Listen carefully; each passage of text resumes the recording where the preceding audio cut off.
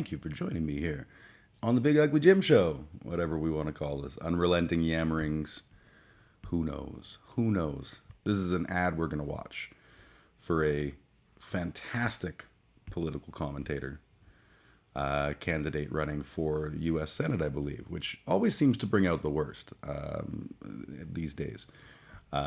You may remember this fella, Mark McCloskey. He's the Missouri man who pointed his gun at the BLM protesters, and now he's going to run for the Senate. So let's hear him out and make fun of him along the way.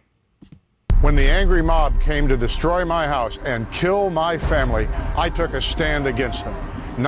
Okay, seconds into this, like 6 seconds in, no one was coming to destroy your home and kill your family. In fact, I can completely understand why you might have been concerned about this, because you know what, I'd have to assume that it would be scary to look up and see a mob forming around your house. I get that, no judgments, but let's not pretend like they were there to kill you, because you may have interpreted it that way, but they didn't kill anyone in that entire riot slash protest slash whatever the fuck. Nobody was, it wasn't a murder fest. It was just, I get why you were scared, but you were scared for the wrong reasons, and now you're kind of a salty bitch. I'm asking for the privilege to take that stand for all of us. I will never back down. Never back down. Never. Our nation is under attack. Big tech, big business, the swamp in D.C. are all working together to destroy. Okay. Remember the swamp in D.C.? Remember how Trump drained that swamp so there's no more swamp anymore? This is just uncreative, right? All this is like back in the 1920s, I'm tired of those hoodlums in Washington, D.C. spending your money without, this is just performative theater that always works to rile up the hogs. And that's all this is. So let's paint it with the appropriate brush. So far he has said nothing. Now, it's only 22 seconds, but I have a feeling like this is a theme. Our God-given freedom, our culture, and our heritage. When was the last time a politician defended you? When was the last time a politician defended you? Well, isn't that kind of what they all said about Trump? And isn't that kind of what they always say about every right-wing politician? That they're there to defend you, and then they never do, and then people go, when was the last time a politician defended you? Well, because they don't. They're actually not interested in that. The honest answer is, the best you can hope for is the more progressive side of things, who actually put forward policies that hopefully will affect particularly working people. I love this backdrop, like the whole video is shot on his ranch. Which, if we remember from this photo, this is not the ranch. They were at a McMansion. That's his McMansion. This is the ranch, where he's just a country folk, just like you and me. Goddammit, drives a pickup truck, no problems. He's just like you and me. So let's go back to hearing him whine about his life. Defended America, stood between you and the mob. We need defenders. But all we get is dividers. Every day they teach us to hate each other. Left versus right, black versus white, rich versus poor. Says the guy with the gun pointed at the people who were primarily black, trying to have some social change. Just putting that out there. It's a neat take. It's a neat spin on things. This is a tactic to destroy us. But we are all Americans. We are Missourians. Our nation, our state, our homes are worth defending. God damn it. Our freedoms are worth defending. I can promise you one thing, that when the mob comes to destroy our homes, our state, and our country, I will defend them. I will never back down. Just making sure it's clear, I'm the mob. I'm the mob. Anyone who is wanting a better world than sitting around waiting for the trickle-down theory to finally kick in, that's the mob. When you ask for change, and when you stand up and say, I think that you need to do better, government, we are the mob. These people also didn't seem too interested in standing in front of the mob on January 6th, which was a very different mob, but a mob nonetheless. And now they're standing with the mob. So I feel like this is a person who would stand with that mob too. It's always clever to me to watch the shift in how they roll. My name is Mark McCloskey, and I'm running for the United States Senate to defend our homes, the great state of Missouri, and this great nation. I have always been a Republican, but I've never wanted to run for office. When the fascist mob came to my door. The fascist mob of left-wing protesters. Okay, homie. It woke me up. I saw what the future of America will be if we don't all stand up right now and the future of America is ghetto housing and no police officers. Gotcha. Defend our rights. Mark my words, the mob is coming for all of us. Sorry, did you say the storm is coming? I didn't quite catch that. Was that, no? Was the mob? Oh, so when the Nazis do it, it's the storm, and that's okay. But when left-wing people show up and go like, we would like to stop getting shot at, please, for simple traffic violations, that's a mob. Okay. Cool use of language. Cancel culture, the poison of critical race theory. The poison of critical race theory. That poisonous critical race theory that basically is intended to help legal scholars discuss and critique whether or not the history of American history and specifically American legal history is infected with systemic racism. So we have systemic racism, critical race theory, and cancel culture. These are absolutely unique talking points that no other Republican hog is taking on. Thank goodness we have Mark McCloskey to protect us from the left. Of systemic racism, backed up by the threat of mob violence, attacks on the Second. How long do you think it took them to like find the most shitty ghetto looking street in all of Missouri so that he could walk down it with that look on his face of not derision, but bewilderedness, like, how could we have let it get this way? How could it be like this? Why can't we thirst for a better world? Oh, what a hero. Threat of mob violence, attacks on the Second Amendment, erosion of election integrity are all intentionally designed to destroy all we hold near and dear. Missouri. January 6th, not designed that way. That was good people doing good work, trying to make sure the government understands things. This whole thing, what was his specific points again? The Second Amendment and election integrity. Election integrity, which has proven not to have been an issue, like in any way, except of course that now they're making it an issue by ensuring that a bunch of poor people and black people can't vote, and indigenous people, and anyone that doesn't vote Republican.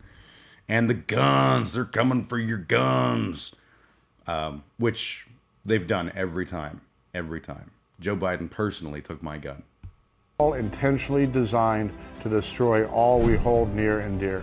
Missouri is not and must never become a socialist state. You can Missouri will never be a socialist state. Socialism bad. The government helped me buy my John Deere, even though we got a lot of money. Count on me to defend our God-given. Oh my God. You know what he's doing? Oh my God. This is amazing. I'll see if I can find it afterwards. I don't know if I can, but like in the days of Mussolini loved the whole cult of personality idea. And we talked about this when I was in a college contemporary history class, and I found it just amazing. So Mussolini loved to do these little film projects like this. And the example my teacher gave us was Mussolini and his driver are driving through the Italian countryside. And there in the ditch is a farmer with a wagon. And the wagon ain't going fucking nowhere. He's stuck. And so Mussolini stops, because otherwise he would run through him, and that'd be a pretty short and pretty ugly video. So Mussolini stops, and he looks over, and he sees, this poor guy struggling, trying to get his tractor out, and he's like, allow me, my friendo, and rips off his shirt. Oops, like my headphone there. Rips off his shirt to reveal his big barrel chest. And, he walks over and he grabs, but no. You may be thinking that Mussolini could do it for him? No. He was unable to budge the tractor, but then the two of them together were able to get the tractor out of the ditch and save Christmas, or whatever the fuck message we're supposed to pull out of that. So, end of the story is essentially Mussolini would make these propaganda videos where he was presented not as the common man, but also as the common man. He was a cult of personality. And that's what he's doing. This is a guy who stood there with a gun in front of his McMansion, defending it against the angry mob of people who were protesting. And now, he's just a farmer guy here in Missouri. God damn it, we just got to get our sleeves rolled up and do some bootstrap pulling. Fuck, I love this. Like, what a classic example of manipulation. Constitutional rights as I've been defending them for over 40 years. Your right to keep and bear arms, freedom of speech, to own and defend your own private property, and all the Okay, so now when you talk, this is a thing that's interesting, is the whole castle doctrine bit here, where he's implying that you have the right to defend your property and your castle, for want of a better term. And you don't in the U.S. That's why there's no-knock warrants. That's why there's all kinds of things that violate that castle doctrine. It's not law. Let's just pop over to the Googles and see if we can quickly do a little castle doctrine look, and I'll switch my view to the browser view, which is a little bit easier on the eyes. Castle doctrine, also known as castle law or defensive habitation law, is a legal doctrine that designates a person's abode or any legally occupied space, for example, a vehicle or home, as a place in which that person has protections and immunities, permitting one in certain circumstances to use force up to and including deadly force to defend oneself against an intruder, free from legal persecution for the consequences of the force used. The term is commonly used in the United States, though many other countries invoke comparable decisions or principles in their laws. Depending on the location, a person may have a duty to retreat, blah, blah, blah, blah, blah. So our current position, today the penal and civil forcible entry laws of most American states forbid the use of force in the recovery of possession of land. At most, the castle doctrine is an affirmative defense for individuals inevitably charged with criminal homicide, not a permission or pretext to commit homicide, which is generally unlawful. A minority of states permit individuals who have the right to immediate possession of land to use reasonable force to regain possession of that land, with Texas being the only state to allow the use of deadly force to regain possession of land or property. The term "make my day law" came to be used in the United States in 1985 when Colorado passed a law that shielded people from any criminal or civil liability for using force against the home invader, including deadly force. The law's nickname is referenced to the line, go ahead, make my day," uttered by Clint Eastwood in 1983's Sudden Impact. Anyway, so not entirely correct statement there, but he's fighting for it. He's fighting for that castle doctrine, for white people. Constitutional and God-given rights will be safe with me. Missouri needs bold politicians who can stand up to the fury of the lefts and Marxists.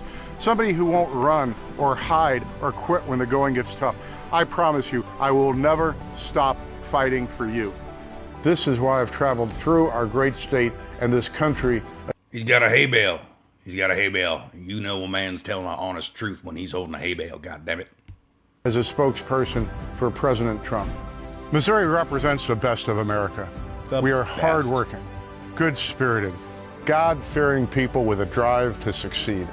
We are farmers, small business owners, moms and dads, patriots, and we will fight together for our God-given freedoms.